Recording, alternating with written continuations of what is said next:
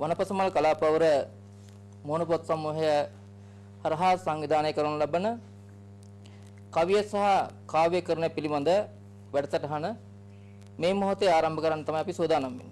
ඉතින් මේ අවස්ථාවේදී මෙම වැඩසටහන සඳහා අපහා සම්බන්ධ වෙමින් ඔබ වෙතට කවිය සහ කාව්‍යකරණය පිළිබඳ ඒ දැනුම ලබා දෙන්නට අපහා එක් වූ උගතුන් හඳුනා ගන්න තමයි මේ අවස්ථාව කරගන්නේ. ඉතින් පළමුවෙන්ම අගනුවර තරුණ කවි සමාජයේ ජාතික සංවිධායක ඒ වගේම සබර්ගමුව ජනකලා සංස්කෘතික කේන්ද්‍රයේ උපසභාපති දූරන්දර කවි කලා කීර්ති කාව්‍ය විශාරද එල්ලාවල ආනන්ද කුලතිලක කිමිදානනි ඔබතුමා මම ඉතාමත් සාදරයෙන් පිළිගන්නවා. ඒ වගේම සබර්ගමුව ජනකලා සංස්කෘතික කේන්ද්‍රයේ නිර්මාතෘවර මෙන්ම වර්තමාන ලේකම් දූරන්දර මුළු දිවයිනටම සාම විනිසුරු කලාභූෂණ ජනාධිපති සම්මානලාභී කාව්‍ය කලා කීර්ති සුනිල් මොරගහවත්ත මැතිතුමනි ඔබතුමාවත් ඉතාමත්ම සාදරයෙන් මේ වැඩසටහන සඳහා පිළිගන්නවා. අයිබෝන් ජගත්. ඒ වගේම දිවයිනටම සාම විනිසුරු කාව්‍ය විභූෂණ හඬ අනුකරණ ශිල්පී මුරුත්තෙට්ටුවේ ආරිපාලක මිදානනි ඔබතුමාවත් ඉතාමත්ම ආදරෙන් සාදරයෙන් මේ වැඩසටහනට පිළිගන්නවා. අයිබෝන්.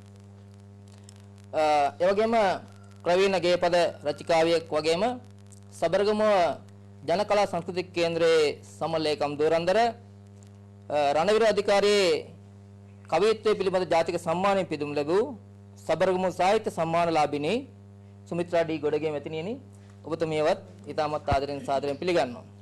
ඒ වගේම වනපසමල් කලාපවර මුහුණු පොත් සමූහයේ එදා සිට අද දක්වාම අපට අපහා නිරන්තරයෙන් ගැටමින් අපට අනුපමේය සහායක් වගේම මාර්ගෝපදේශකත්වයක් සපයන සාහිත්‍ය විචාරක තිසර ගමගේ මහතාණනි ඔබතුමාවත් ඉතාමත්ම ආදරෙන් සාදරයෙන් පිළිගන්නවා. අයිබෝන්. ඒ වගේම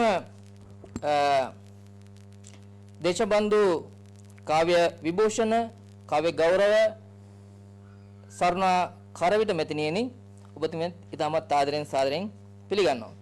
ඒ වගේම සබර්ගමුව පළාත් සභාවේ හිටපු අමාත්‍ය එම්.ජී. කරුණාපාල මැතිතුමනි ඔබගේ මැතිණියත් ඉතාමත්ම ආදරෙන් සාදරයෙන් මේ වැඩසටහන සඳහා පිළිගන්නවා. ඉතින් මෙම වැඩසටහන ඇත්තටම අපි සංවිධානය කරන්නේ අද මුහුණු පොත හරහා කවියා කියන කවි කලාව මුහුණු පොත හරහා එළියට එමින් පවතිනවා. ඉතින් මෙන්න මේ කවියේ අපි දකින බොහෝ අඩුපාඩු මේ නැගී යන අංකුර කවියන්ගේ තියෙන බොහෝ අඩුපාඩු දුර්වලතාවයන් මගහරවා ගන්නට ඔබට ගුරුවරකම් දෙන්නට තනක් නොමැති වීම ඒ සඳහා නිශ්චිත වූ පද්ධතියක් නොමැති වීම තුළ අපි වනපසමල් කලාපවරදියට තීරණය කරා කවිය සහ කාව්‍යකරණය පිළිබඳව මුහුණු පොතේ කවි ලියන ඒ වගේම මුහුණු පොත කවි කියවන ඒ රසාස්වාදය ලබන ඒ ආදරණීයන් දැනුවත් කරන්නට. ඉතින් මම මේ අවස්ථාවේදී සනිල් මොරගහවත්ත මැතිතුමනි ඔබතුමාගේම වැඩසටහන ආරම්භ කරන්නට කැමැති. කවිය කිව්වහම මේක ලෝකේ සාහිත්‍යයක් නේ. මේ සාහිත්‍ය කියන විෂය ගත්තාම අති විශාල පුළුල් පරාසයකට බෙදෙනවා. ඒක ඔබතුමාගේ අදහස අනුව මේ කලාව සහ සාහිත්‍ය කියන්නේ මොකක්ද? මොකක්ද මේ කලාව සහ සාහිත්‍ය කියන්නේ? ජගත් මහත්මයාණනි බොහොම ස්තුතියි. කලාව ගැන කතා කරනකොට බොහෝ විස්තරණ වෙච්චි පරාසයක් තුල කතා කරන්න තියෙනවා. නමුත් අපිට සිද්ධ වෙනවා කලාවයි සාහිත්‍යයයි අතර තියෙන සම්බන්ධතාවය පිළිබඳව ඔබ නගන ප්‍රශ්නෙට උත්තරයක් දෙන්නට. කලාව යනු අපේ සිත්වල උපදින චමත්කාරයත් එක්කලා ප්‍රභාස්වර සිතුවිලි පරම්පරාවකින් උපදින සවිඥානාත්මක හිතන්න පුළුවන් අයත් එක්කලා බොහොම වැඩිපුර මතුවෙන සෑම සෞන්දර්යයක්ම අපි කලාව පැත්තට ගන්න පුළුවන්. ඒ විතරක් නෙවෙයි කලාවේ විවිධ දේවල් තියෙනවනේ. නර්තන කලාව, මූර්ති කලාව, චිත්‍ර කලාව, රංගන මේ සියලු දේවල්ම අයිති වෙනවා මේ කලාවට. මේකේ යම් යම් ප්‍රභේදවලට දක්ෂව මතුවෙනවා. ඊළඟට මේ මතුවෙන අතරතුරේදී මේ කලාව කියන එක මේ මහ පොළොව මත තිබෙන විශ්වයේ තියෙන අල්ලගන්න පුළුවන් අයට අල්ලගන්න පුළුවන් මහඟු මාර්ග සම්පතක්. මේ මාර්ග සම්පතීන් වැඩ ගන්නට වැඩ අරන් විශ්වය තුළට මුදා හරින්නට කිසියම් වූ පණිවිඩයක් හා අධ්‍යක්ීම් සමුදායක් එහෙම නැත්නම් යම් කිසි පාඩමක් ලබා දෙන්නට බොහෝ අය දක්ෂයෝ. ඒක උකහා ගන්නේ බොහොම අඩු පිරිසක්. ඒක තමයි කලාව ලබා ගන්න, කලාව හැදෙන්න නම් තමා පෙර ආත්මවලත් මහා ලොකු පිනක් කරපු කෙනෙක් වෙනවා කලාව පිට. ඒ වගේමයි මම මේකට බලන සාහිත්‍ය භාව ප්‍රශ්නේ කලාව හා සාහිත්‍ය. සාහිත්‍ය කියන එක කෙනෙක් අංග සම්පූර්ණ ජීවිතයක් අංග සම්පූර්ණ මිනිසෙක් බිහි කරන්න නම් සාහිත්‍ය අත්‍යවශ්‍යයි. කියන්නේ තමාගේ සිතුවිලි වලින් එන යම් කිසි දෙයක් එළිදරව් කරන්නට, පණිවිඩයක් දෙන්නට, දුර්වල තැනකට පහර ගහන්නට, එහෙම නැත්නම් හොඳයි කියලා අගයීමක් කරන්නට තමා විසින් හසුරුවා ගන්න මෙවලමක් තමයි මේ සාහිත්‍ය. ඒක ඉතිහාසයේ බොහොම කතා කරන තියෙනවා. මම පළවෙනි වටින් මෙහෙම කතා කරන්නම්. ඒ සාහිත්‍ය තුලින් තමයි ජනනය වෙන්නේ මානව පරපුර පමණක් නෙවෙයි මේ විශ්වයේම තියෙන ශක්තියින් සමුදායක් මේ සාහිත්‍යයත් එක්කලා බඳින වෙනවා. ශක්තියින් සමුදායක් සාහිත්‍යයත් එක්කලා බඳිනවා. ඉතින් මේ සාහිත්‍යය අපෙන් ඈත් වෙන්න නරුම නැත්නම් සංවේදී නැති මිනිස් පරපුර බිහි වෙනවා. අපිට උදාහරණයක් වශයෙන් කියන්න මේ අපේ සාහිත්‍ය අපෙන් ඈත් වුණා. යුගයක අපෙන් සාහිත්‍ය ඈත් වුණා. පාසලේ විෂය නිර්දේශයෙන් සාහිත්‍ය අතු ගැවුණා. එයින් පස්සේ බිහි වුණ ජගත් මහත්තයා හිතන්නේ රසවින්දනය නැති රසඥතාවයේ නැති පරපුරක් බිහි වෙන පටන් ගත්තා. අද බලන්න අද සමහර අය මේ සාහිත්‍ය වල කවි ලියනවා. ඒ ලියන කවිවල කතා කරන හිතවන හරි කවිවල අමු ගතිය තියෙනවා. අමු කියන්නේ කියන දේ කියලා දානම් මේකේ අය ආටෝප සාටෝප දාන්න නැතුව ව්‍යංගාර්ථය නැතුව කියලා දානවා. ඉතින් ඇත්තටම ඒක අමුයි. ඒක රස විඳින්න බෑ. හිතලා යමක් ගන්න විචාරාත්මක එහෙම බලන්න බෑ දියා. ඒ නිසා මේ සාහිත්‍ය කියන එක ජීවිතයට බද්ධ කරගත්තු මිනිස්සු එතන මානවයා ඇත්තටම සාර්ථක මිනිහෙක්. සාර්ථක මිනිහෙක් කියන හේතුව තමයි ඔහු කිපෙන්නේ නැහැ. ඔහුට දැන් පාසල් වල අපි දන්නවා නිමාඩු දීපුවාම සමහර අය ඉතින් ඔය මොන හරි ආදරවන්තයෝ වලටපත් වෙලා මේ මොකක් හරි ඉල්ලීමක් කරනවා. දැන් නම් ඉතින් හරි බොහොම කිට්ටුනේ ඉස්සරහින් පෙම් හසුනක් එම ලියලා තමයි ආදරය ප්‍රකාශ කරන්නේ සාහිත්‍ය තුලින්. අද එහෙනම් කෙලිම SMS එකක් නෙවන්නේ. ඒ තුලින් ආපුවම කේන්ති යනවා. ඊට පස්සේ පීයක් අරන් අයින්නවා. තාපෙට හේතු කරලා අයින්නවා. අන්න සාහිත්‍යයේ නැතිකමේ තියෙන ප්‍රතිඵලය තමයි දරුණු ප්‍රතිඵලය තමයි රසවින්දනය නැහැ, රසඥතාවය නැහැ, භාවනා ස්කුණත හිත සමාජගත කරගැනීමේ හැකියාව සාහිත්‍ය නැති කරන්නේ. ඒ සාහිත්‍ය කියන්නේ තරම් උතුම් වූ ගෞරවණීය වූ විෂයක්. ඔව් සරණක් දැන් මෙහෙම දැන් අපි දන්නවා දැන් සාහිත්‍ය ගත්තාම ප්‍රධාන වශයෙන් කොටස් තුනකට බෙදෙනවා. ඒ කියන්නේ ගද්‍ය, පද්‍ය සහ තිම්පු කියලා. දැන් ගද්‍ය කියන්නේ රචනාව, පද්‍ය කියන්නේ පැදි. දැන් අපි ඕක දන්න. හැබැයි අපේ සමාජයේ මේ තිම්පු කියන්නේ මොකක්ද කියන එක දන්නේ නැහැ. ඉතින් ඒ වගේ මම ඒකත් එක්කම මම ඔයාගෙන් අහනවා සරණක් මේ ගද්‍ය සාහිත්‍ය සමාවෙන්න පද්‍ය සාහිත්‍ය කොහොමද බෙදෙන්නේ? මේ තිම්පු කියන එක මොකක්ද? මේ ඒ වගේම මේ පද්‍ය සාහිත්‍ය මොන විදියට බෙදෙන්නේ? එතෙන්දී කවිය අදාළ වෙන්නේ මොන කොටසද? අන්න ඒක පොඩ්ඩක් විස්තර කරන්න අපිට. එතකොට අපි සාහිත්‍ය ගත්තාම කොටස් තුනකට බෙදෙනවා මල්ලි කිව්වා වගේ ගද්‍ය, පද්‍ය, චම්පු කියලා කොටස් තුනකට. අපිට ඕකේ පද්‍ය කියන කොටස තමයි අපේ කවියට ගන්න පුළුවන් වෙන්නේ. එක මේ කවිය ඊට පස්සේ කොටස් හතරකට බෙදෙනවා. ගී, සැහැලි, සිලෝ, සීපද කියලා. ඒකෙනුත් ගී තමයි අපි ගොඩක් වෙලාවට ඒක විරිත් එක්ක ගත්තාම අපේ කවියක් විරිත් කවිය සඳස් කවියක් වෙන්න අපිට විරිත් අවශ්‍යයි. ඒ විරිත එක්ක ගත්තාම විරිත් විශාල ප්‍රමාණයක් හැදෙනවා. ඒක මම කීපයක් කියන්නම්. පියුම් ගී විරිත. ඒකේ තියෙන්නේ පදයකට මාත්‍රා අපිට මාත්‍රා ගානට තව ඉස්සරහට කතා කරන්න පුළුවන්. පියුම් ගී විරිතට මාත්‍රා 43කුත්, මත්වල ගී විරිතට 37කුත්, උතුම් ගී විරිතට 38කුත් කියලා විරිත් බොහෝ ප්‍රමාණයක් අපිට හදා ගන්න පුළුවන් අපේ පද්‍ය සාහිත්‍ය කවියට. එතකොට මේ කවියේ තියෙනවා මේ සැහැලි ගත්තාම දසපද සැහැලි, 12 පද සැහැලි, තුදුස් පද සැහැලි, 16 පද සැහැලි, ඒ වගේ 18 පද සැහැලි, ඒ වගේ සැහැලි විවිධ වර්ගයක් තියෙනවා. සැහැලි කියලා කියන්නේ දැන් කවිය දැන් කවියට විරුද්ධක් දැන් සැහැලි කියලා කියන්නේ දැන් අපි අත්‍තරම දන්නේ නැහැ සැහැලි කියලා කිව්වහම මොකක්ද කියන එක දන්නේ නැහැ. අපි මෙන්න මේක දැනගන්න දැන් මොකද සැහැලි කියනවා සිලෝ කියනවා දැන් මේ දේවල් අපි දන්නේ නැහනේ. දැන් ගී කිව්වහම නම් කවුරු හරි දන්නවා මේක ගීතයක් කියන එක. එතකොට සීපදයක් කිව්වොත් දන්නවා කියන්නේ සඳසක් කිව්වොත් දන්නවා පද හතරකින් එලි සමය තියලා ඒ ලියන එකක් කියලා. දැන් සැහැලි කියන එක මේ සමාජය දන්නේ නැහැ. මේ සැහැලි කියන්නේ මොකක්ද කියන එක අපිට පොඩ්ඩක් කියන්න පුළුවන් නම් සැහැලියක් මේ නිර්මාණය වෙන්නේ මෙන්න මේ ආකාරයට පළමුව ගීයකින් අඩක්. ඔව්. ගීයකින් අඩ. ගී කියන්නේ අපේ ගී විරිත් තියෙනවනේ. ඒ විරිත් ගීයකින් අඩක්. ඊළඟට සීපදයකින් අඩක්. සීපදයකින් අඩක්. ඊට පස්සේ නැවතත් ගීයකින් අඩක් හා සීපදයකින් අඩක්.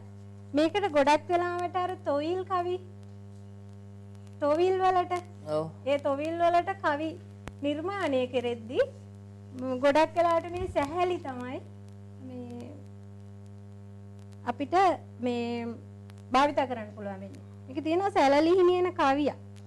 පුල්මල් කෙසරුමෙන් රන්වන් තෙලේ සරණ යුග කියන කවිය අපිට උදාහරණයක් විදිහට ගන්න පුළුවන් සැහැලි වල. සැහැලියකට. ස්වර්ණ තව පොඩ්ඩක් අපි විග්‍රහ කරලා දෙමු මේක. මොකද මේ කවිය සැහැලි කියන එකට ගොඩක් අය සැහැලි කියන වචනය අර්ථ නිරූපණය කරගන්න ආකාරය සැහැලියක් අහන්න ඕන නිරූපණය කරගන්න.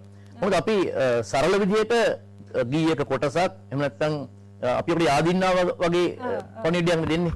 සැහැලි කියන්නේ සරද කුල මේ ගල්ලිනේ තියෙන්නේ. ඒ වගේ ගෑන ගිහිල්ලා අවසානයේදී තමන් අපේ මාධ්‍යයේ ජන කවි ශේෂ්ත්‍රය ඒ වගේම ඊට වලින් වෙන ග්‍රාමීය කවි පණිවිඩය මොනවා හරි ඇදලා කියන්න පුළුවන් දේවල් සැහැලි බඩපත් වෙනවා. ඔව්. ඒකට සැහැලි කියලා මේකම ගන්න ඕන කියලා ක්‍රමයක් නැහැ. නෑ. සැහැලි කියලා මේ කවුරුහරි লীලා මෙන්න සැහැලි මෙන්න මෙහෙමයි කියලා ගන්න නැහැ. නූතන කාව්‍ය රටාව තුළ ඒ සැහැල්ලි හදාගෙන යන්න පුළුවන්. ඔව්. කියන්නේ ඒක විශේෂයට අදාළව. ඒ කියන්නේ ඔබතුමා කිව්වරේ ඒක තමයි සැලරිනි සංදිතර ඔබතුමාගේ සරද කුල ඒ කියන්නේ ඒ සංදිස්කය කියන්නේ පූර්විකාවක් වගේ. මේක පූර්විකාවක් විදිහට දන්නේ. දැන් ඒ සෑරි වල එලි වැට එලි සම එහෙම නැහැ. ජන කවිය දිනනවා. ජන කවිය උඩ දිනවනේ. සැහැලි වල නෑ. සෑරි වල නෑ. ඒතකොට අර ඔබතුමා කිව්වා වගේ ඒ සැහැලි කියන එකෙන් අර යම් කිසි දෙයක දැන් සැලරිනි සංදේශයේ ආරම්භයේදී ඒක සටහන් කරන්නේ. එතකොට ඒක පූර්විකාවක් වශයෙන් වුණොත් අපිට ගන්න පුළුවන්. ජනපදයේ ගොඩක් භාවිත වෙලා තියෙනවා. ඒ කියන්නේ මේක කවියක කොටසක් සහ එතකොට ඉතුරු කොටස යන්නේ කියන්නේ මේක මේ නෑ අර මේ එලි වැට එලි සමය මොනවත්ම නැතුව. ඒ වෘත්තයක් නෑ. ඔව්. වෘත්තය නෑ සැහැලියේ. හහ. මේ කියන්න පුළුවන් දැන් අපිට දැන් මේ අපි දැන් මේ කාලේ ගත්තොත් ඒ කියන්නේ උදාහරණයක් විතර ගත්තොත් එimhe දැන් කාලේ අර Facebook එකේ වැඩිපුර ලියන්නේ සැහැලිද? අන්න හරි. සැහැලි නේ. එහෙම කියන්න නෑ දැන් ගොඩක් වෙලාවට කියන්න බෑ. එලි සමයක් නැතුව වැඩිපුර ලියන්නේ. ඒ කියන්නේ ඒක සඳහන් නිසඳස්. ඔව්. එතකොට අපිට ඒක මේ ඇත්තටම නිසඳසක් ලිව්වත් සාහිත්‍ය විදිහට අපිට ඒක බැහැර කරන්නවත් ඒක අව탁සේරුවට පත් කරන්නවත් බෑ. ඔව්. මේ සාහිත්‍ය තුල තියෙන විවිධාංග ඒවා. ඔව්. ඒක එක්කෙනා එක එක ආකාරයට තමන්ගේ පරිකල්පන ශක්තියත් එක්ක එක එක්කෙනාට තියෙන දැනුම මට්ටම තමන්ට මේ සිහිතෙන් මවා ගන්න පුළුවන් ඒ පරිකල්පන ශක්තිය එකිනෙකාට වෙනස් එක එක ආකාරයට එක එක මට්ටම් වලට පිටින්නේ. ඔව්. මං කරන දේ තව කෙනෙකුට කරන්න බෑ. ඒ වගේ දක්ෂතා උපතින් ගේන කුසලතා පුජ්‍යලයා තුල තියෙනවා. එතකොට අපිට ඔය එක නිර්මාණයක්වත් බැහැර කරන්න බෑ මේක සඳස් නෙවෙයි මේක නිසඳස් මේක එහෙම බෑ. මොකද ඒක නිර්මාණයක්. ඒ පුජ්‍යලයාගේ නිර්මාණකරුවාගේ තියෙන මේ දක්ෂතාවය අනුව තමයි මේ නිර්මාණය එළියට එන්නේ. ඒක සැහැලියක් වෙන්න පුළුවන්. ජන කවියක් ආකාරයට වෙන්න පුළුවන්. එහෙම නැත්නම් නිසඳසක් වෙන්න පුළුවන්. ඒක අපිට අපි කලාකරුවා විදිහට සාහිත්‍ය අපේ උරුමයක්නේ. ඔව්. ඒ උරුමය අපිට බැහැර කරන්න බෑ කවුරු කොහොමද? දාස්. මේ ජගත් මහත්තයා මේ බාධාවක් කරනවා නෙවෙයි මේ අපි මේ සාහිත්‍ය නැත්නම් මේ කවිය ගැන කතා කරනකොට දැන් සරණා මහත්මිය කියනවා මේ සාහිත්‍ය කොටස් ගැන කතා කරලා මේ කවිය ගැන මතුවෙන ඕනේ දැන් මේ කවුරුත් අපි කතා කරන්නේ කවිය කොහින්ද පටන් ගන්න කියලා. ඔව් දැන් ඒක තමයි ආනන්ද අහන්න හිටියේ. මේ කවිය උපත ලබන්නේ කොහොමද මේ එකත් එක්ක කවිය උපත සහ කවිය විකාශය කොහොමද මේ වෙනකල් වෙන්නේ කියන එක සම්බන්ධව වෙන්න ඕනේ. තමයි දැනගන්න හිටියේ. කවිය කියන එක ආරම්භය කියන තැන කොතනද කියන එක අනිවාර්යෙන් කිව්ව යුතු නෑ. මොකද මම එදා අපි කතා කළා පසුගිය වර්ෂයේ මේ හිතියවන කවියේ ආරම්භය අම්මා කියන උතුම් චරිතයෙන් සිදුනා කියන එකේ ඒක කිසිම පාදයක් නෑ. මගේ දරුවා. දරුණු ඇලවිල්ලෙන් තමයි මේ ආරම්භය. ඒක සමහරවිට අම්මා කියන්නත් ඇති. ඒකම දැන් ඒ කියන දරුණු ඇලවිල්ල ගී අහගෙන යනකොට සමහරවිට ආච්චි අම්මා කියලා තියෙන ආච්චි අම්මා තාත්තා මොකද පුතේ මොකද උඹේ අම්මා කිරට කියා කියලා අම්මා කියන්නේ නැහැ නේ. ඒක ආච්චි අම්මා කියන්න ඕනේ. එහෙම නැත්නම් ළමගේ තාත්තා කියන්න. ඔව්. ඔව් ආනන්ද ඔබ හරි. මේකට එකතු වෙනොත් මේ ඉස්සෙල්ලා මේක මේ ජගත් මහත්තයා මේ කවිය රිද්මගත වෙන්න හේතුව තමයි මව නැත්නම් අම්මාගේ හදවත ගැහෙන රාවය. ඔව්. ඩප් ඩප් ඩප් ඩප් කියන තමයි ඒ නැගෙන රාවය. හෘදය ස්පන්දනය. ඒක තමයි දොයි කියන තැනට ගෙනාවේ. ඒ කවියේ තාලවල ආරම්භය එතන තමයි. ඊළඟට අම්මා කියන්නේ මනෝවෛද්‍යවරයෙක් නේ. අම්මා කියන්නේ මනෝවෛද්‍යවරයෙක්. අම්මා දන්නවා දරුවාට ආමන්ත්‍රණය කිරීමේ ක්‍රමවේදය. මොකද දරුවට කියන්න බෑ පොඩි දරුවෙකුට මේ හිටපන් මම පල්ලෙයන් මේක කරපන් එහෙම කියන්න බෑ. අහන්නේ නැහැ. දරුවාට අහන්න දරුවා දෙන්න පුළුවන් හොඳ පණිවිඩ දෙන මාධ්‍ය තමයි නැලවිලි ස්වභාවය. දැන් උදාහරණයක් කියන්නද? අම්මා කියනවා පිස්සානම් ඔළුව වනයි. පිස්සානම් ඔළුව වනයි. අම්මා මනෝවෛද්‍යවරයෙක්. අම්මා කොහොමද දැනගන්නේ? දරුවා පොඩි කාලේ පිස්සානම් ඔළුව වනයි කියනකොට දරුවා දන්නවා දරුවා ඔළුව වනවා. එතකොට අම්මා දන්නවා මගේ පුතාට රෝගයක් නැහැ. නිරෝගී. මගේ පුතා ඔළුව වනන්න පුළුවන්. මගේ පුතාට පිස්සුව නැහැ. මගේ දුවට පිස්සුව නැහැ. පිස්සානම් ඔළුව වනයි. එහෙම ගුවන් පස්සේ එමනම් අප්පිතාන් තාන් කියන. එතකොට අම්මා දරුවත් අප්පිතාන් එතකොට අම්මා තාලානුරූපව මේ කියනවා. ඒ කවිය. ඔව් නන්නානේ නානානේ ඒකත් කියනවා. එතකොට දරුවා ඒ අම්මගේ වචන වලට ආකර්ෂණය වෙලා ඒ හදවතට දරුවාට මේවා මොළයට එනකොට දරුවා අතපය දික් කරනවා. අම්මා දැනගන්නවා මගේ දරුවාට මගේ අස්සි පංජරයේ ශක්තිය ලෙඩක් නැහැ. දරුවා නිරෝගී කියලා දැනගන්න. එහෙම නම් කවිය බිහිවුනේ අන්න ඒ වගේ කවියෙන් ඒ වගේ ප්‍රාථමික තත්ත්වයක තමයි. හැබැයි කවිය අහවල් දවසේ අහවල් තැන බිහිවුණා කියලා තාම කටත් කියන්නේ. ඕක තමයි කවියේ උත්පත්තිය කියනකොට ඊළඟට එතනින් එහාට ගලාගෙන යනවා ජගත් මහත්තයා ජන කවි. ජන කවියින් එහාට අපි වෙනම කතා කරමු. ඔව් දැන් කවියේ උත්පත්ති අපිට කොතනද කියලා කියන්න බලන්න. දැන් කවියේ මෙච්චර කල් ආපු විකාශය තුළ දැන් අපි දකිනවා ලාංකීය කලාක්ෂේත්‍රයේ මේ ලංකාවේ ග්‍රාමීය නැත්නම් ලාංකීය සමාජය තුළ මේ කවිය විවිධ කොටස් අතර බෙදලා තියෙනවා. මේ පොඩ්ඩක් අවස්ථාවක් යනවා මේ අර කලාව ගැන කතා කරා කලාව ගැන කතා කරපු අවස්ථාවේ මට මේ යම් කිසි දෙයක් මතක් වුණා. අපේ බුදු පියාණන් වහන්සේ ලෝකේ පහළ වුණාට පසුව දකුණු ආසියාවේ පහළ වුණු අංග සම්පූර්ණ පුජ්‍යලයා විදිහට විශේෂඥයින් විසින් සලහන් කරලා තිනවා යම් කිසි පුජ්‍යලයක්. ඒ තමයි අපේ ප්‍රවීණ අපේ නළුවා විජේ කුමාරතුංග.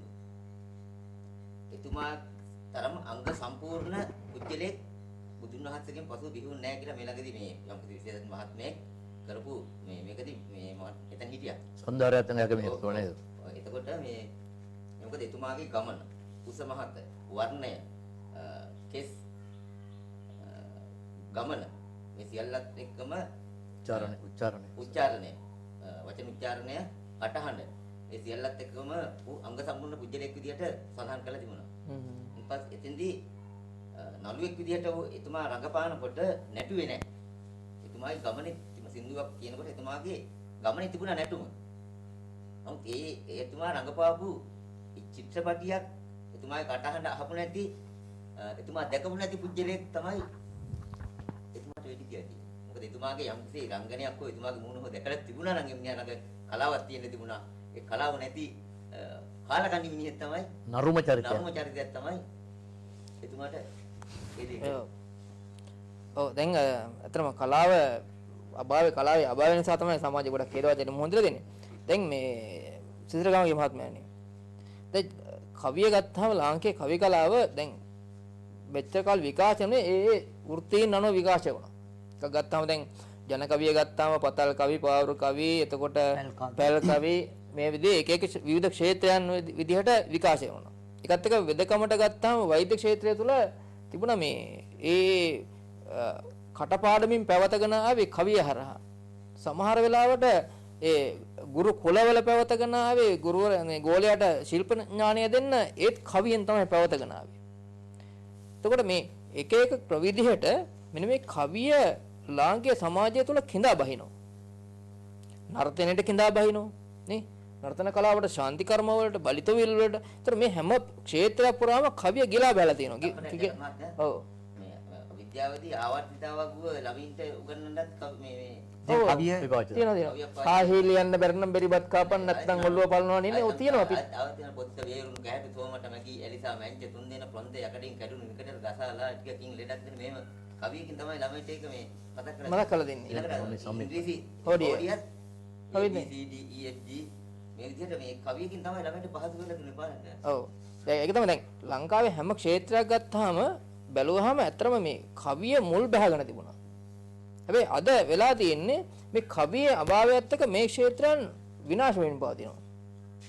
දැන් සිංහල වෙදකම ගත්තොත් මේ වෙදකම කවියේ අභාවයත් එක්ක වෙදකම නැති වෙලා තියෙනවා. ඒතර ශාන්ති කර්ම කියන එක අද සමාජයෙන් ගිලිහි යමින් පවතිනවා. ඒතර මේ හැම දෙයකම තුලම මම දකින අපි දකින දේ තමයි මේ කවිය මුල් බහගෙන යනවා. මෙන්න මේ සම්බන්ධයෙන් සිතර මහත්තයා මොන වගේ අදහසක්ද දරන්නේ මේ කවිය පරිහානියටපත් වීම සහ මේ සමාජය තුළ කවිය ඒ මුල් බැසගෙන තිබිච්ච අවධිය මෙන්න මේ සම්බන්ධයෙන් ඔබතුමාගේ මතය පොඩ්ඩක්. කවි ගැන කියන්නේ ඉස්සෙල්ලා මම ආසයි කියන්නේ කවියා ගැන කතා කරන්න. හේතුව අනිත් එක කවිය තමයි සාහිත්‍ය තුල විවිධ ශානරයන් තියෙනවා. ඒ ශානරයන්ගේ කවිය තමයි තමත් ප්‍රබල. ඒ නිසා තමයි අර ආනන්ද මහත්මයාත් කිව්වේ සුනිල් මහත්මයාත් කිව්වේ කවිය තමයි මුලින්ම මවගේ හෘද ස්පන්දනයේ තුලින් මවගේ දරු නැලවිල්ල තුලින් ඒ කවිය බිහුණයි කිව්වත් වැරදි නෑ. අනිත් එක කවිය තමයි ජනතාව අතරට ඕනම දෙයක් sannivedanaya කරන්න ඉතාම පහසුම මාධ්‍ය විදියට වෙනත් ශානරයන් ගොඩාක් තිබුණත් නවකතාව, කෙටි කතාව, සිනමාව අනිත් ඒ වගේ මොන නර්තනයේ සාහිත්‍ය මොන කලාංගයක් තිබුණා කවිය තමයි ජනතාව අතරට ඉතාමත්ම පහසුවෙන් ගෙනියන්නේ. ඒක මම කියන්න කැමති කවියට තිබෙන ප්‍රබලත්වය. මේ කවිය තුල කවියා අරුම පුදුම සත්‍ය කිව්වත් වැරදි නෑ. මේ සාහිත්‍ය තුල කවියට කරන්න කවි වරම කියලා එකක් තියෙනවා. කවියට කරන්න බැරි දෙයක් නෑ. ඒක නිසා තමයි කවියා අපේ සාහිත්‍ය වුණත් අතික්‍රමණය කරලා තියෙනවා. සාහිත්‍ය තුල තියෙනවා විවරණ තියෙනවා, අක්ෂර වින්‍යාස කියලා තියෙනවා, යම් රීතීන් තියෙනවා. නමුත් ඒ හැම එකක්ම බිඳලා අසීමාන්තික ලෙස ඕනෑම දෙයක් කරන්න තරම් කවියට හැකියාවක් තියෙනවා. ඒ නිසා තමයි මම හිතන විදිහට 13 වෙනි සියවසේ විය යුතුයි. දඹදෙණි යුගයේ වියට දඹදෙණි යුගයෙන් පස්සේ කවියා විවරණ බිඳින්න පටන් ගත්තා. ඊට කලින් යුගවලදී අපිට කලින් සාහිත්‍ය කෘතීන් තුල කවිය තුල ඒ විවරණ බිඳීමක් වුණේ නැහැ. නමුත් ඒ විවරණ බිඳින්න අවස්ථාව ලැබුණා. ඒ විතරක් මේ කවියට පුළුවන් වචන හදන්න පුළුවන් කවියට. ඒතර වචන කෙටි කරන්න පුළුවන්. වචනවල හැඩතල වෙනස් කරන්න පුළුවන්. ඒ වගේ දෙයක් කවියාට තියෙන්නේ ඔය කවියාගේ තියෙන ප්‍රබලත්වය නිසා. ඒකට කවුරුත් එරෙහි වෙන්නේ නැහැ. හොඳම උදාහරණ තමයි දැන් රත්නශ්‍රී විජේසිංහ සර් වචන හදලා තියෙනවා. සුනිල් ආරියරත්න සර් වචන හදලා තියෙනවා. හේතුව ඒතර වචන වල හැඩතල වෙනස් කරලා තියෙනවා. වචන කෙටි කරලා තියෙනවා. දැන් මම පොඩි සරල උදාහරණයක් කියන්න. නමුත් මම ඒකට කලින් කියන්න දුන්නා. ඇත්තටම අද කවිය පිරිහිලා කියන තැනදී වචනයක් වගේ කියවුණා. නමුත් මම ඒකට එකඟ වෙන්නේ නැහැ. අද කවිය ඇත්තටම ප්‍රබල තැනක තියෙනවා. දැන් කවි මාඩු හිටිවන කවි තුලින් සඳස් කාව්‍ය තුලින් කවිය යම් ආකාරයක ප්‍රබලත්වයකට පත් වෙලා තියෙන කවිය පිළිලා තියෙනවා කියලා නම් කියන්න බෑ. ඊළඟට මම කියන්න යන්නේ අර කවියට තියෙන බලය දැන් බලන්න අමරදේවයන් ගායනා කරන ගීතයක් තියෙනවා. තුරංග කුපිට නැගි නීල වලාපෙළ ගුවන් ගැබෙන් ඔබ ඇදෙන වෙල. දැන් ඔබ කියන වචනය ඔබ කියන එක අපිට නුඹ කියන එක ඔයා කියන වචනේ. නමුත් දැන් අපි කවුරු හරි සිහිනයක් වශයෙන් සිහිනයක් දැකීමෙන් කියන පෙම්වතියට කියන ඔබ මම දැක්කා ඔබ ගුවනේ පාවෙමින් සිටිනවා ඔබ ගුවනින් ඇදිලා යනවා දැක්කා මම කියලා. එතනදී ඔබ කියන එක මොකද්ද? ඔබ you කියන එක. you කියන්නේ නුඹ කියන එක. නමුත් අතන කියන්නේ තුරංගකු පිට නැගී නීල වලාපෙළ ගුවන් ගැබෙන් ඔබ ඇදෙන වෙලේ. බලන්න සිංහල භාෂාවේ තියෙන ලස්සනද? එතන ඔබ කියන්නේ ඔබෙන්. එහාට ඇදෙන වෙලේ. කියන්නේ ඒ වගේ පුදුම මේ කවියට වචන යොදන්න අවස්ථාවක් දීලා තියෙනවා. ඒකෙන් වෙන්නේ අර රසිකයව රසිකයට හිතන්න දෙයක් ඇති කරලා තියෙනවා. මේ කවිය කියන්නේ මොකද්ද? කවිය වචන භාවිතය කොහොමද කියන එක වගේ දෙයක් රසිකයට මේ කවිය තුලින් දැන් සංදේශ කාව්‍ය ගත්තත් අර ඔබතුමා කිව්වා සුනිල් මහතා කිව්වා කියන දේ කියන්න තියෙන දේ එකපාරම කීම ඒක නෙමෙයි කවිය කියන්නේ. ඒ කවිය තුල තියෙන්න ඕනේ ඉඟිකාරකය කියන එක. ඒකට ඉංග්‍රීසියෙන් කියනවා සජෙෂන් කියලා. දැන් නිකම්ම ප්‍රකාශයක් විදිහට කරනවනේ ඒකට කියන ස්ටේට්මන්ට් කියලා. ඒකට ඒ විදිහට කියාගෙන ගියොත් ඒක ස්ටේට්මන්ට් එකක් වෙනවා. ඒතර කවිය අර ඉඟිකාරක කවිය තුලට ඉඟිකාරකයේ දැම්මොත් සජෙෂන් කියන එක දැම්ම එතන තමයි පාඨකයා හිතන්න බලනවා මොකද්ද මේ කියන්නේ කියලා. එතකොට තමයි කවිය අර්ථවත් බවක් තියෙන්නේ. ඒක නිසා මේ මම කැමති කියන්නේ ඇත්තටම අද දැන් මේ වගේ වැඩසටහන් මම හිතන්නේ මුහුණු පොතේ නොයෙකුත් පිටු තියෙන ওই විදිහට මේ වනමස කලාපවල වගේ සඳැස් ගීයරණ නිසදැස් ගීයරණ ඔය විදිහට එක එක තියෙන. නමුත් මම හිතන්නේ කිසිම සමූහයක් කිසිම පිටුවක් මේ වගේ සාහිත්‍ය මුහුණු පොතේ ආධුනිකයන්ට යම් ආකාරයේ සුළු වශයෙන් මඟ පෙන්වීමක් කරන්න මේ වගේ වැඩමුළුවක් කැඳවලා මේ වනපස කලාපවුරේ වනවස මල් කලාපවුරේ මේ පරිපාලන මණ්ඩලයේ මේ විදියට තමන්ගේ ශ්‍රමය ධනය කාලය වැය කරලා මේ විදියට කරන්න කිසිම කෙනෙක් මම කිසිම සමූහයක් මෙතෙක් පියවර අරන් නැහැ කියන එක මට කියන්න ගන්න. ඒක තමයි අපේ සිතනවාත්ම කවිය පිළිහිලා තියෙනවා නම් මෙහෙම දෙයක් මෙතන සිද්ධ ඔබ සම්මයි පොඩ්ඩක් අවස්ථාවක් දෙනවා ජගත් මහත්තයා මේ ඔබතුමා කියනවා මේ ඔබතුමා කිව්වා මේ වියරණ පිළිබඳව කතා කරලා. ඇත්තම වියරණ ගැන කතා කරනකොට අපේ සාහිත්‍යයේ තියෙනවා බොහොම ලස්සන තැන්. මොකද වියරණ වලට අපි යට වෙලා හිටියොත් සමහර තැන්වලදී මම මේ කියන්නේ 100%ක් නේ යමහර තැන්වලදී ඡන්දස් අලංකාර තියෙනවනේ. මේවයි හිර වෙලා හිටියොත් කවදාකවත් අපිට නිර්මාණයක් කරගන්න අමාරු වෙනවා. හැබැයි මතකද මට කවියක් මතක් වුණා ආනන්ද මහත්තයා මේ වියරණ උරා බීගත් පෙර ඇදුරන්නේ ඡන්දස් කරෙන් පින්ගලමින් බබලන්නේ මේ ඇත්තාගේ නම කවුද නමද? මේ ඇත්තාගේ නම කවුරුද නමද? ඒ කියන්නේ මෙන්න ඔය ඡන්දස් අලංකාර දාලා පොතක් ලියනවා. ඒකට කියන්නේ උගත. පොතේ නම උගත්කම.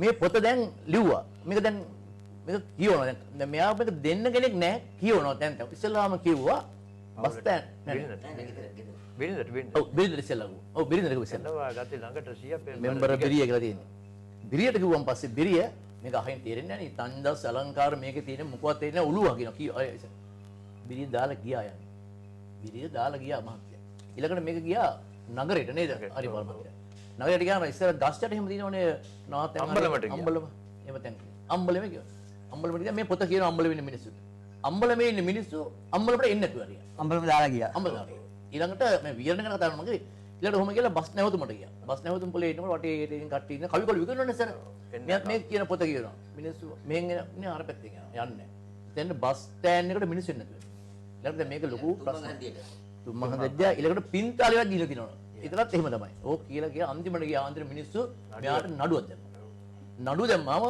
උසාවියට කැඳවුවා උසාවියට කැඳවුවාම අර උගත පොත කියවන දැන් කියවන්නේ පොඩක් අවසර. බිරිය නඩු දමා ඇතදික් අසාදෙට හෝටල් කරු කියයි නඩුවක් කළා බෙට. ඉරියර කළයි මහ ජනයාගේ විවේකෙට මිනිහට විරුද්ධව පැමිණිලි හැබැයි. කේස් ඔව් පොඩියන්නේ කේස් අපේ සබරගමුවේ මහා මේ කාව්‍ය ශිල්පියා තාමත් මේ අටකලම්පන්න මේ ප්‍රදේශයේ සොහන තියෙනවා මට මතක් වුණේ නැහැ වියරණ ගැන කියලා ඉතින් අන්තිමට මොකද දන්නවනේ උසාවියට මේක විසඳ ගන්න බෑ ඡන්දස් මේ අලංකාර මේවා විදිහට ඒ මිසු දන්නේ නැහැ අන්තිම නඩුකාරී ඉල්ලස්සු ඒකේ අතුරාන්තය දාලා බරබර ලොකු වචන ගෙන පරියාය යොදා වැහැරින් බැහැර ගිය මල වියරණය බදා අගමුල නොම පෙනෙන වැකිසිය ගන්නනේ යොදා ගත යුතු දෙයක් රසයක් කිසි තැනක නොදා රසයක් නෑ හරබර දේවල් ගහලා දෙන්නේ නැති ඕක තමයි ඉතින් අපේ ජලත් මහත්මයා මම කියන්නේ මේ වියරණ ඒවා අපි ඒවට ගෞරව කරනවා නෙවෙයි. ඔය අපි හිතමුකෝ දැන් ඝන විරිත් ගන්න තියෙනවනේ. අක්ෂර අපාය අක්ෂර දිව්‍ය අක්ෂර වත් මේ අපිට වුණ තව කතා කරන්න පුළුවන්. ඒවා තියෙනවා. ඒවා එක්ක එල්බෙලාම හිටියොත් මම හිතන්නේ ඒ අපි පුරා පල්ලහැට යනවා. මොකද අලුතෙන් හිතන්න අපිට කාලය ඒක පස්සෙම ගියොත් හිතා ගන්න බැරි වෙනවා. ඒ හින්දා අපි ඒකට අගෞරව නොකර පුළුවන් නම් මෙහෙම කරමු. නැත්නම් එහෙම නැතුව සරල නිර්මාණ කරනවා නම් ඔය වියරණ පිළිබඳව වැඩි ඔළුවට නොගත්තාට මේ නූතන පරපුරට මං හිතන්නේ ගන්න එපා කියලා නෙමෙයි කියනවා නෙවෙයි. නූතන පරපුර ගන්න ඕන. ඒ ගන්නකොට ගන්නවට වඩා තමන් අලුතෙන් හිතලා අලුතෙන් අනුකරණය නොකර නිර්මාණයක් කරනවා. ඒක ගොඩක් තියෙනවා. මට ඒකට මුණපූර්ණයක් සපයන්න එක විනාඩියක් දෙන්න. ඒ නිසා තමයි සඳස් කවිය අභිභවා කියන එක නෙමෙයි සඳස් කවියට එරෙහි වෙමින් නිසදස් කවිය බිහි වුණේ ඔන්න ඔය වියරණ ප්‍රශ්න නිසා තමයි. දැන් සඳස් කවියක් නිර්මාණය කරන්න ගියොත් ඝන විරිත් මාත්‍රා යති එලිවැට එලිසම ඔය වගේ හැම දෙයක්ම යවහන් ඔය හැම දෙයක්ම තියෙනවා.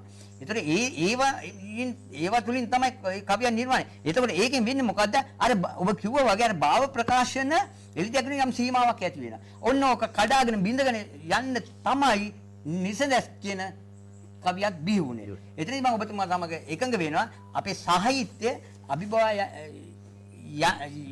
යමින් නිර්මාණීකරණයට ගියාට වරදක් වෙන්නේ නැහැ. හේතුව එතකොට තමයි අර නිර්මාණකරුවාගේ භාව ප්‍රකාශයන් නිවැරදිව කිසිම වැට කඩලුව සීමාවන්ට අයත් නොවි රසිකයා වෙත මුදාහැරින්න අවස්ථාව ලැබෙන්නේ.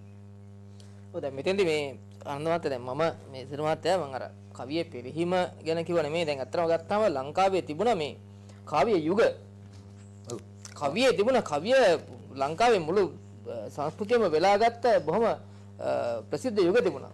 දැන් විශේෂ දඹදෙණි යුගය, කෝට්ටේ යුගය, සීතා ඒ විදිහේ යුග තිබුණා. ඒ යුග ගණනාවල මේ කවිය කියන එක තිබුණ බොහොම ඉහළ තැනක. අද ඒතරට සාපේක්ෂව බොහොම යම් පහළ මට්ටමක තමයි කවිය තියෙන්නේ. මම ඒ නිසා තමයි අර කවියේ පිරිහීම ගැන නැතෝ කවිය පිරිහිලා නෙමෙයි තියෙන්නේ. කවි කියන්නේ මිනිස්සු අතර තියෙන සාහිත්‍ය රසඥතාවයේ ගිලිහීම නිසා මේ කවියට අත්දලා තියෙන ඉරණම තමයි අර පහළ තැනක තියෙන්නේ. එහෙම නැත්නම් කවියේ පිරිහීමක් නෙමෙයි තියෙන්නේ. ඔය ජගත් මහත්තයා උතන්ට අපිට පොඩි තැනකට යන්නේ නැහැ. මම ඔබතුමා කාලේ වැඩිපුර ගන්න කැමති නැහැ. නමුත් මේ තව විද්‍යත් අපේ සුමිත්‍රන් ඕන එහෙම ඉන්නවා කතා කරන්න. මේ මෙතෙන්දී වෙලා තියෙන්නේ අපිට රටක් දියුණු වෙනකොට තාක්ෂණය අතාරින්න බෑ. තාක්ෂණයට අපි අගෞරව කරන්න බෑ. තාක්ෂණයට මේ තරහ වෙන්න බෑ. අද වෙලා තියෙන්නේ සියලු දේවල් මේ හැදෙන පරම්පරාව පරපුර ළමා පරපුර තාක්ෂණයට කිට්ටු වැඩි.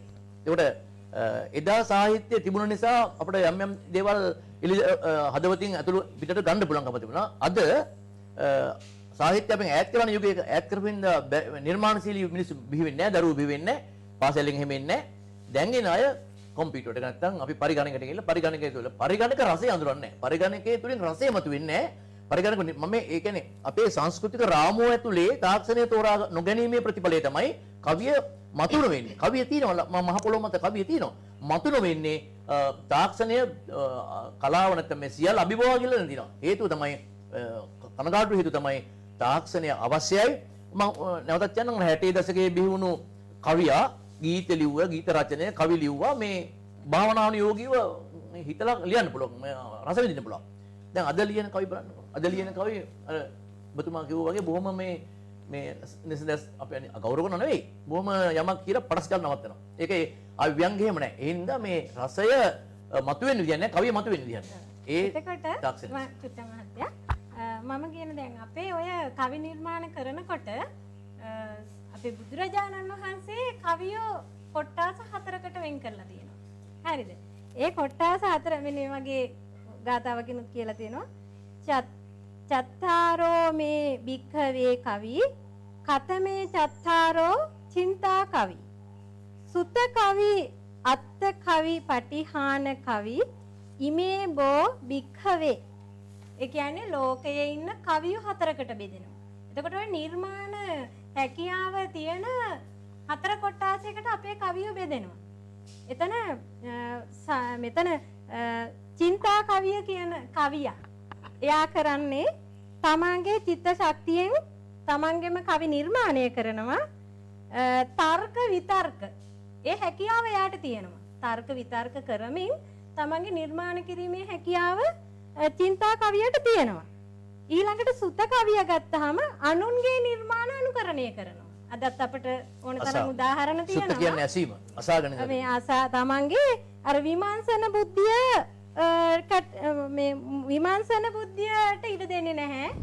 අනෙකාගේ නිර්මාණයක් බලලා ඒක අනුකරණය කරන්න තමයි මේ සුත කවිය කියන කෙනා මේ තමන්ගේ හැකියාව භාවිතා කරන්නේ. ඊළඟට තියෙනවා අත්ත කවිය. විමර්ශන බුද්ධියකුත් නෑ මේ පුජ්‍යලයට. ඇසට පෙනෙන දේ වාර්තාවක් වගේ ඉදිරිපත් කරනවා. අදත් අපි සංගරාවක් ගත්තොත් කියවන්න සමහර නිර්මාණවල අපිට කියවලා දෙයක් ගන්න දෙයක් නැහැනේ. මේ පේන දේ එහෙමම වාර්තාවක් විදිහට මේ කාව්‍ය නිර්මාණය කරනවා. හැබැයි මෙතන කියනවා පටිහාන කවිය කියලා. මේ කවියගේ තියෙනවා විශේෂ ලක්ෂණ.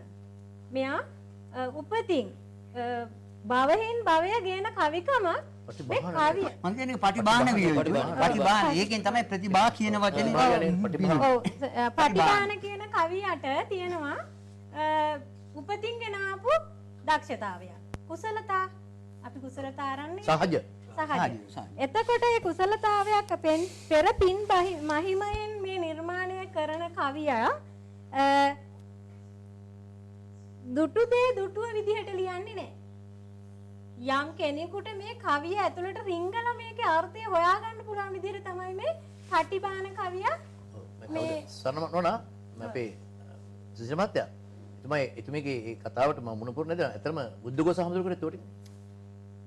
බුදුදහම බුදු දර්ශනය බුද්ධඝෝස හමුදුරෝ හිතන්න පුළුවන් ක්‍රමයට අර්ථකම් ගන්නවා. ඒක තමයි හරි. ඔබතුමේ හරි. ඔව් එතකොට විවිධත්වයක් තියෙනවා.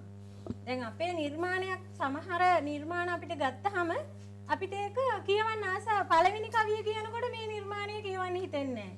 නමුත් සමහර නිර්මාණකරුවන් කරන නිර්මාණයක පළවෙනි කවිය කියවනකොට අපිට හිතෙනවා මේකේ තව මොනවා හරි තියෙනවා කියලා. ඒක කියවන්න මේ ආසාවක් මේක ගැන කුතුහලයක් අපිට ඇති වෙනවා.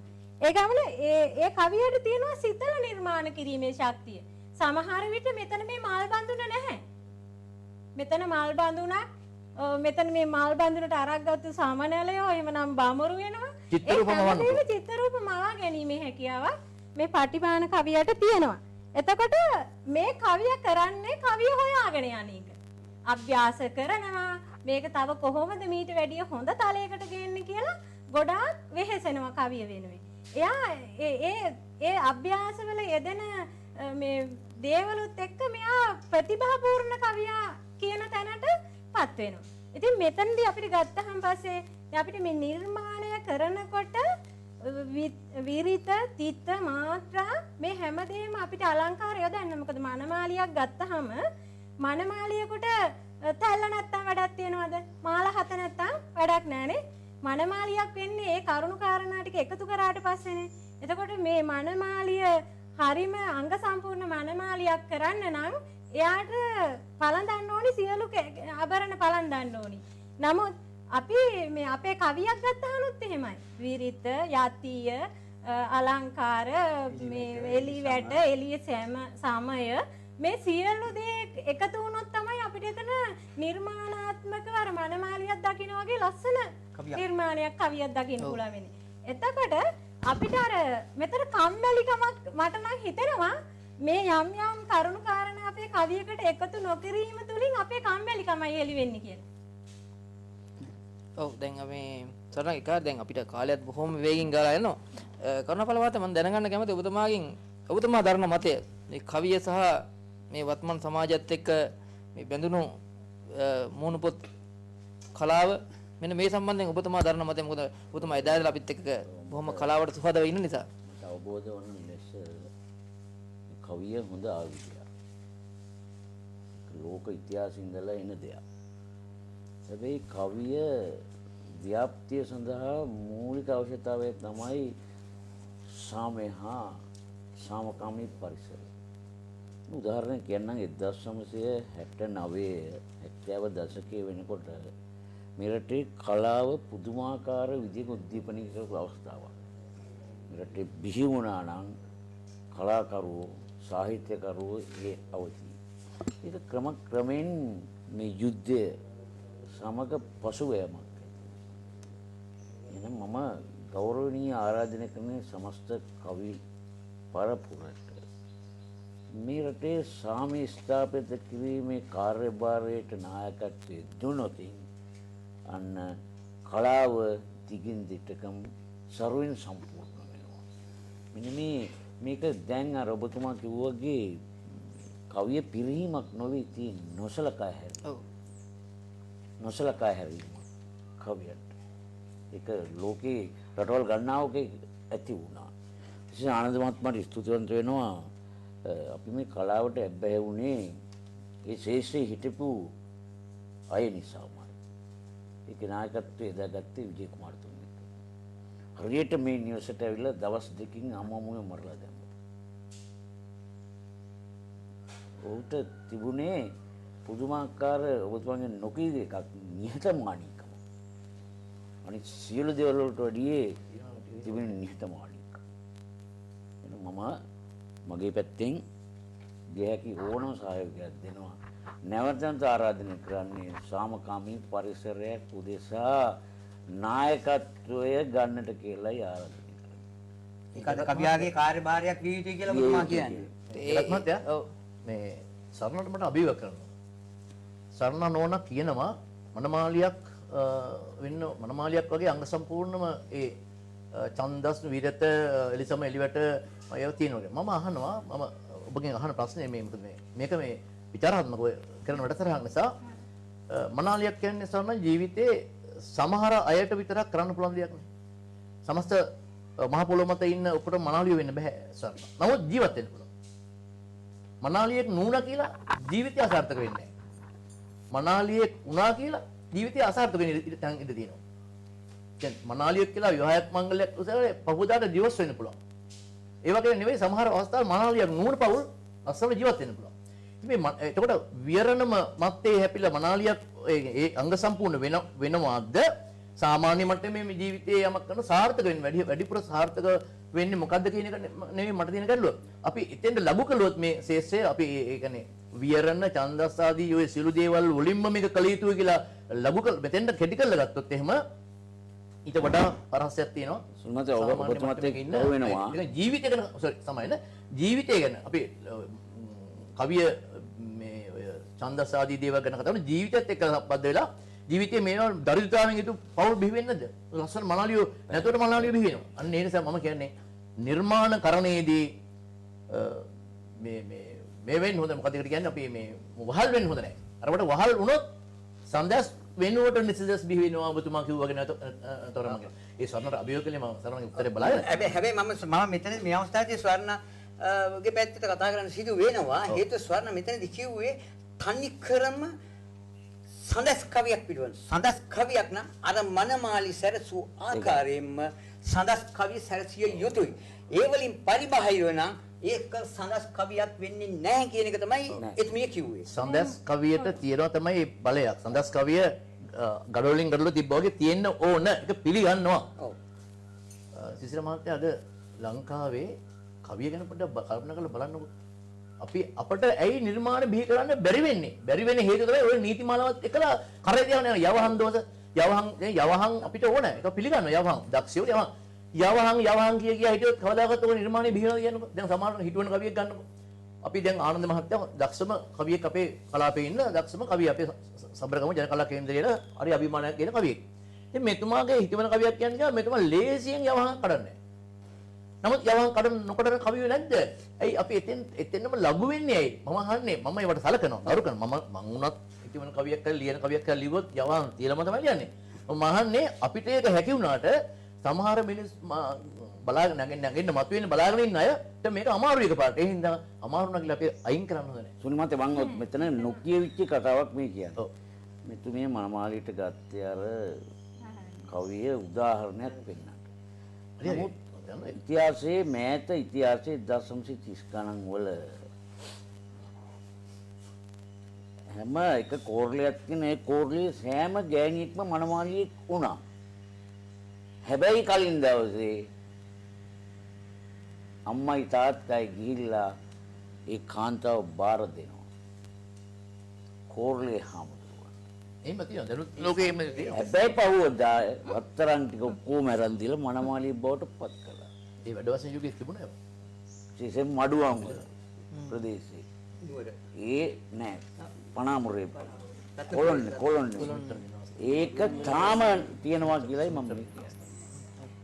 එතකොට මම මේ අපේ මේ මොරගහවත් මහත්තයාගේ මේ කියපු දෙයට මම මෙන්න මෙහෙම උත්තරයක් දෙනවා. ඇත්තටම මම එතෙන්දි ගත්තේ ඡන්දස් ශාස්ත්‍රය අනුවනේ අපේ සඳස් කවියක් වෙන්නේ ඡන්දස් ශාස්ත්‍රයට ආරක්ෂා කළොත් විතරයි. පමණයි. ඉතින් අර මනමාලියක් වගේ කියලා කිව්වේ ඒ මනමාලයකට තියෙන අංග සම්පූර්ණ ඒ ටික අපේ කවිය සඳස් වෙන්න නම් කවියට තිබෙන්න ඕනි. මොකද ඔව් දැන් අපි යවහන් බින්දලා කවියක් හිටවන මේ කිව්වොත් මඩුවකදී කිව්වොත් හරියට හෙල්මට් එකක් නැතුව බයිසිකලයක යනවා වගේ එක පේනවා. මේ කවිය වැරදි නෑ. කවිය වැරදි නැහැ. කවිය වැරදි නෑ. කවිය වැරදි කියලා නෙමෙයි අපි නෑ කියන්නේ. සුනිල් මොරගාවත් මහත්මයාත් එක්ක එකඟ වෙන්න වෙනවා අනිවාර්යෙන්ම. මම මගේ කලින් පැහැදිලි කිරීමේදී ඒක කිව්වානේ. ඒ කියන්නේ අපිට නිවැරදි බහව ප්‍රකාශනයන් ඔව්. අසීමාන්තික ලෙස වැට කඩළු වලට සීමා නොවි මේ භාව ප්‍රකාශනයන් මුදාහරින්න නම් අපි මේවට වාල් නොවිය යුතුයි. එතනදී මම සුනිල් මාතාත් සමග එකඟ වෙනවා. හැබැයි දැන් මේ අපි අපේ කාලයක් තිස්සේ මේවා ආරක්ෂා කරගෙන ඇවිල්ලා තියෙනවා. අද අපේ කාලේ වෙනකොට මේ ඡන්දස් ශාස්ත්‍රය මේ ආරක්ෂා කරගෙන ඉමින් අපේ සබරගමු කවිය ගමුකෝ අපි. අපේ සබරගමු කවිය කියන්නේ මහා ප්‍රබල කවියක්. ඒ ස්ටේජ් එකක උඩක ගිහිල්ලා අනිත් පළාත්වල අයත් එක කියනකොට අපේ සබරගමු කවිය හොඳ ඉස්මතු වෙලා තියෙනවා. ඒ දෙකම දැන් අපි මේ දවස් දෙකකට කලින් කොළඹ අංගොඩ කිව්වා. අංගොඩ කවිවලින් සම්පූර්ණ රත්නපුරේ කවිය පිරිසක් විතරයි එතන සම්බන්ධ කරලා තියෙනවා. ඔව් දැන් මෙහෙමයි දැන් ඔව් එතෙන්දී අපේ සබරගමුවේ කවියට තියෙන විශාල ඉල්ලුමක්. හැම තැනකම ලංකාව පුරාම අපේ මේ සබරගමුව කවියෝ ගිහිලා තමයි කවිමඩු ගොඩ දාන්නේ. ඉතින් එතන තියෙනවා මේ කවිය මහා ප්‍රබලත්වයක්. ඉතින් අපිට බෑ මේ අපිට මේක කම්මැලිකම හරි අපිට මෙතනින් එහාට මේක ප්‍රගුණ කරන්න බැරිකම හරි වෙලාවක් නැතිකම හරි කියලා අපිට මේ න්‍යායන්ගෙන් බැහැර වෙලා මේ න්‍යායෙන් කියන්නේ හැම වෙලාවෙම මේකේ ඔබ වෙලා ඉන්න ඕනි කියන්නේ නැහැ. අපිට යවහන් බින්දලා කවිලිය යවහන් බින්දින් නැතුව කවිය ලියන අපි යවහන් ඒවා සූක්ෂම ලෙස අපේ කාව්‍ය නිර්මාණකරුවෝ සූක්ෂම ලෙස ඒ දේවල් අපේ කවියට ඇඳ ගන්න නැතුව සාමාන්‍ය විදිහට කවි ලියනවා. කවි ලියනවා කවි කියනවා නේද? ඒක හැබැයි අපි දැන් මේ ඉදිරි පරම්පරාවට මේ වගේ දෙයක් තියෙනවා කියන තැන හේතු ගන්නන්න ඕනි. ඒකට මම නැති වුණොත් එතෙන්ට එකයි මම. ඒ මනමාලියක් වෙන්න ඕන කියලා මම කියනවා. මනමාලියක් වෙන්න ඕන. නමුත් ඒකම තියාගෙන එහෙම එතෙන්ට ලඝු වෙන්න කියලා කියනව නෙමෙයි. නමුත් මේ ශාස්ත්‍රයේ මේ විදිහට මේ සඳස් කියන කවිය ගත්තහම සඳස් කවිය තුල මේවා තියෙන්න ඕනි කියන එකවත් අඩුතරමේ අපේ කවි කිරින්දියෝ හැදෙන පරපුර දැනගෙන ඉන්න ඕනි ඒක පිළිගන්නවා මොකද? යවහන් ජෝති පිළිබඳ සමහරට කෙනෙක් නොදැන කවියක් නුවට සමහර යවහන් ජෝති පිළිබඳව හරි දැනීමක් ඇතුවත් ඒක වැඩි කියනවා යාර සමාවෙන්න දෙන්න බෑ. නෑ දැන් අපි ඊළඟ වටයත් එක්ක අපි කතා කරමු දැන් කවියේ දෝෂ සම්බන්ධයෙන්. දැන් අපිට දෙන්න. මොකද දැන් ගොඩාක් දුරට මේ පිළිහිම නෙවෙයි. මේ නොසලකීම දිනේ කවිය සහ කවි කාර්යෝ කියලා පිරිසක් බිහිවිලා තියෙනවා. ඔව්. ඒක වචනේ මේක කියන්නේ මොකද මේ කාර්යෝ කියන්නේ අපේ සිතර මාත්‍යා මේ මට සිංහල භාෂාවේ තියෙන කුණුරහම පිළිකුල් රහණිනුත් එහා ගියේ. බීබස්. ඔව්. කුණුරහක් තියෙන වචනයක් තමයි මේ එහෙම රසයක් නැහැ. නමුත් මේ පිළිකුල් රහ තවත් බීබස්. කුණුරහ කියන වචනේ ගත්තා තමයි නවල වෙන්නේ. නවල වචනයක් භාෂාවේ මට නෑ මේ කාර්යය කියන වචනේ. ඒ කාර්ය කියන එක වචනේ බිහිවුනේ අර ඉංග්‍රීසි වචන පෙරලීමෙන් තමයි ඔය පෝස්ට්මන් කියවන ලියුම් බෙදෙන මිනිහා කියන වචනේ අනේ ඒ ඌරුව තමයි ආවේ. හැබැයි දැන් ඇත්තටම අපි සන්තෝෂ වෙන්න ඕනේ දැන් රාජ්‍ය අංශේ විතරනේ පෞද්ගලික අංශේ කිසිම තැනක දැන් ඉස්සර දැන් අපි කරපු මම රාජ්‍ය ආයතන සංස්ථා ව්‍යවස්ථාපිත මණ්ඩල අධිකාරී කියන ඔක්කොම ශේෂ්ත්‍රවල මම වැඩ කරපු නිසා මම දන්නවා ඉස්සර කෙලින්ම ලියනවා තනතුර කම්කරුවා කසල ශෝධකයා ඒ වගේ වන්නේ දැන් එහෙම නැහැ. දැන් ඒවට සුදුසු වචන සනීපාරක්ෂක ඒතර ශබ්ද කම්පාක කෝෂෙට එකතු කියන්නේ කරනවා නේ. සහායක ඒ කියන්නේ ඒ වගේ දැන් ලියුම්කාරය ඉස්සර අපි කිව්වේ දැන් ඒක අපි ගෙවල් වනේ ඒක පුරුදු වෙලාගෙන බලන්න ලියුම්කාරය එනවද කියලා එනවාද කියලා. කිරිකාරයා කිරිකාරය. එනවද දැන් අපි ඒ වචනේ දැන් අපි පාවිච්චි ඔබට කරන්නේ දැන් ලියුම් කාර්යයක් කියන්නේ මේ ලියුම් ලියන කෙනා නෙවෙයි අනුන් ලියපු ලියුම හින්දෙනෙක්. ඔව් ත්‍රිවිල් කාර්යය. පාංකාරයා කොච්චර පතර කාර්යය කියන්නේ පාංකාරයා අනුන් ලියපු පත්තරේ මේ හින්දෙනෙක්. දැන් ඔක ඒක හරි. දැන් අපිට මේ මේ දෙන්න ඔව් මේ පළවෙනි වටේ මම අවසාන අවස්ථාව ගන්න දන්නේ මේකේ මෘත්තට ආරිපාල මහත්තයා වයසක් තියෙනවනේ දැන් මේ කියන්නේ තට්ටේ පොඩ්ඩ උත්පාදලා තියෙනද මේ ටොප්පින් අහින්නේ මේ මම කියන්න හැදුවේ දැන් ආරිපාල මහත්තයාගේ වයසත් එක්ක ගත්තාම මම අහන්න දෙන ප්‍රශ්නේ දැන් අපේ ලංකාවේ කවියේ බොහෝ යුග ගණනක් තියෙනවා මේ යුග ගණනේ පෙරලි කරපු යුගයක් තමයි මේ කොළඹ යුගය කියන්නේ දැන් මේ කොළඹ යුගයේ තිබෙන ප්‍රථම යුගය සහ ද්විතීයික යුගය මේ යුග දෙක අතර වෙනසක් තිබුණා. ඉතින් පළවෙනි යුගයේ දේශානුරාගය, එතකොට සබා දහම වගේ දේවල් පාදක කොට ගත්තා. එතකොට ද්විතීයික යුගයට වෙනකොට ඒක වෙනස් වෙනවා. රීති පද්ධතියෙන් මේ සම්ප්‍රදාය වෙනස් වෙනවා. ද්විතීයික යුගයේදී අපි බොහෝ විට දකිනවා මේ රොමැන්ටික් කවියන්ගේ ආభాෂය ඒ කියන්නේ බටහිර රොමැන්ටික් කවියන්ගේ ආభాෂය වගේම ඉන්දියාවේ මහා කවි රවීන්ද්‍රනාත් tagore ආభాෂය මේ දෙවෙනි પરම්පරාවට ලැබෙනවා. මම ඔබතුමාගෙන් අහන්නේ මෙන්න මේ යුගයේ කවිය සම්බන්ධයෙන් ඔබතුමාට මොනවද කවියකින් එහෙම පොඩ්ඩක් කියන්න පුළුවන් ඒකත් හොඳයි. කවියේ අද වෙනකොට තියෙන නීති රීති කොහොම වුණත් දැන් මේ අන්දරේ කවි කිව්වනේ. ඔව්.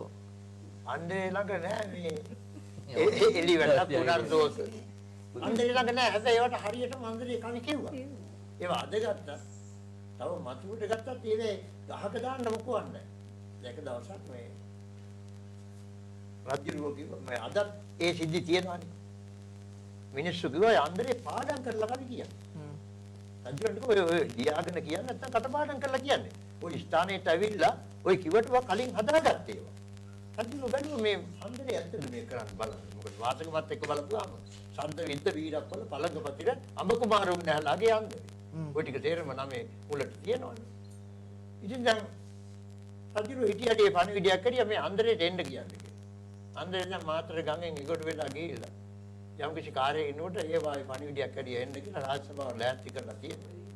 දැන් අන්දරේ බොහොම ඉක්මනට එනවා මොකද රජුරන්ගේ බසට අවනත වෙන්න එපා. ඉක්මනින් එනකොට රාජ සභාව දෙපැත්තේ ඉන්නවා රජුරොත් ඉන්නවා අමති මණ්ඩලයක් ඉන්නවා.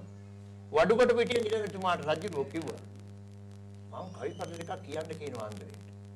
එතකොට ඔබ අඩුවක් කරන් පනිනවා තෝ මරණ වගේ. එතකොට ඔයාට මොකක්ද මතක වෙන්නේ? ඇත්තම දැන් මේ හරි පස්සියක්. ඔව්.